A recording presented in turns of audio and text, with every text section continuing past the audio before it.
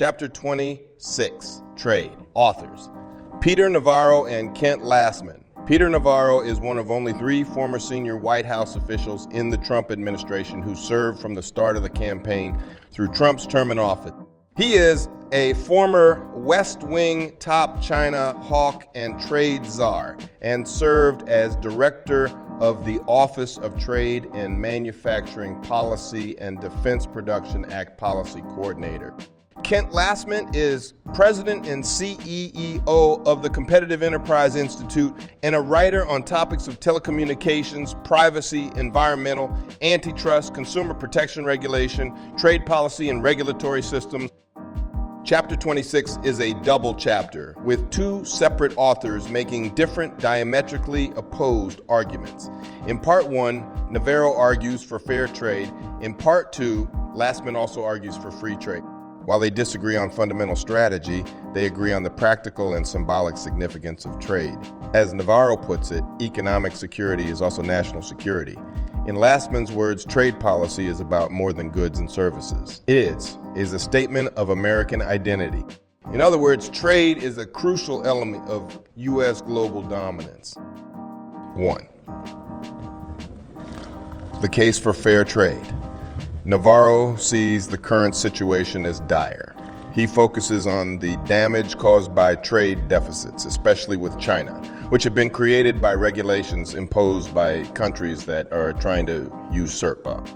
The first step to solving this issue is to reverse the trend of offshoring critical manufacturing and defense production. He lists the 2 major challenges to this goal. 1, the World Trade Organization, WTO, and its most favored nation rule. The resulting high tariffs on American goods have caused the exploitation of American farmers and workers and have produced trade deficits. This systemic trade imbalance serves as a brake and bridle on both GDP growth and real wages in the American economy, while encumbering the U.S. with significant foreign debt. 2, China. China has aggressively used protectionist tariffs in order to move toward global trade dominance. These have skewed international trade. Navarro continues to outline the current trade deficits in the U.S. and their causes, with detailed statistical information laid out in a series of tables, and concludes that if the U.S. continues to increase its enormous trade deficit with China, a result of China's economic aggression, there will be serious consequences for national security. China's broader goal, he argues, is to strengthen Communist China's defense industrial base and associated warfighting capability. In other words, China wants to overtake the U.S. as a global power and thus poses an existential threat. The CACP's self-proclaimed goal is to supplant the U.S. as the world's dominant economic and military superpower. Propose steps to solve the problem. Increase tariffs on goods made in China. Give incentives to us companies that want to bring manufacturing back to U.S. Prohibit Chinese companies from bidding on U.S. government contracts. Prohibit Chinese drones from American airspace. Prohibit U.S. pension funds from investing in Chinese stocks and further regulate any American investment in Chinese companies. Reduce and eliminate any U.S. dependence on Chinese supply chain. Stop the flow of technologies to China through espionage and hiring of Chinese nationals to do STEM work in American universities and labs is deeply problematic. They take useful information back to China.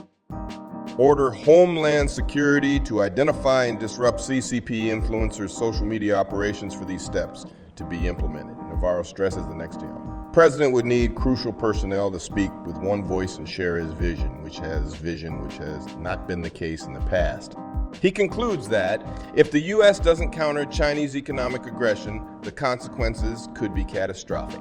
In this scenario, might America thereby lose a broader war for America's freedom and prosperity, not by shots fired, but by American cash registers ringing up made in China products.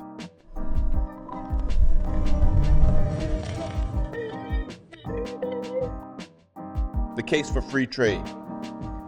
Lastman takes a very different, less pessimistic view of the state of trade in the U.S. in his argument for free trade versus Navarro's argument for more regulation. Lastman states that the U.S. Constitution created what was then the world's largest free trade area. It did so on purpose. News. Manufacturing and the U.S. economy are not in decline, he argues. In fact, American manufacturing output is currently at an all-time high. Productivity is soaring. Doing more with less is America's superpower. The key to successful trade policies is removing tariffs rather than imposing them. He states retaliatory tariffs, such as the 2018 steel tariffs, tend to backfire by causing job loss and higher consumer prices. Trade is generally a win-win for both participants. Tariffs are a lose game, he states, while protectionism does not work. The natural employment disruptions caused by changes in trade could be ameliorated by relaxing zoning rules and other types of regulation. Protectionism also weakens the supply chain, as was seen in the 2022 baby formula shortage, which was caused by an outdated tariff that kept foreign imports out of the market. The lesson learned is that trade protectionism makes us more vulnerable, but free trade makes our families and communities more resilient. Other proposals: repeal the Jones Act, unnecessary regulation. That requires ships traveling between U.S. ports to be U.S. ports to be U.S. ports to be U.S. built and American owned and crewed. This practice makes us vessels uncompetitive, argues Lastman. Simplifying bilateral trade agreement negotiations to boost American competitiveness. To do this, Congress could grant the president more power to negotiate through the Trade Promotion Authority. Keeping trade agreements free of trade. Unrelated provisions would also help reforming or replacing the WTO, closing the import. Export Bank are also steps Lastman agrees with Navarro on one important point: the threat posed by China. However, his solution is to promote trade with China rather than restrict it. Free trade creates peace, he suggests, and strong trade ties keep China more stable and predictable. The U.S. needs a multi-pronged strategy to deal with China's aggression and trade isolation should not be part of it. He is optimistic that generational and culture shifts will eventually reduce China's threat. Specific proposals: U.S. rejoin the Trans-Pacific Partnership. Use the Indo-Pacific Economic Framework for prosperity as a diplomatic tool. Encourage cultural connections to draw China's younger generation to Western ideas. Commentary. Chapter 26 offers two opposing visions for reforming trade policies, which have a major effect on the U.S. economy. Navarro argues for new regulation to redress what he sees as unfair WTO policies that hamper.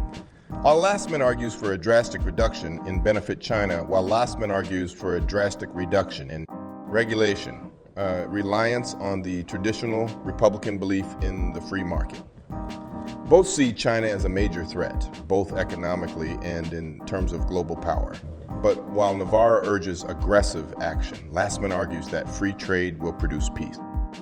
Chapter 26. Key points: transfer power for making trade agreements from Congress to the President. Ensure that personnel are dedicated to carrying out the President's vision. Recognize the threat of China, current trade deficits, and potential military actions. Encourage cultural connections to draw Chinese youth to Western ideas.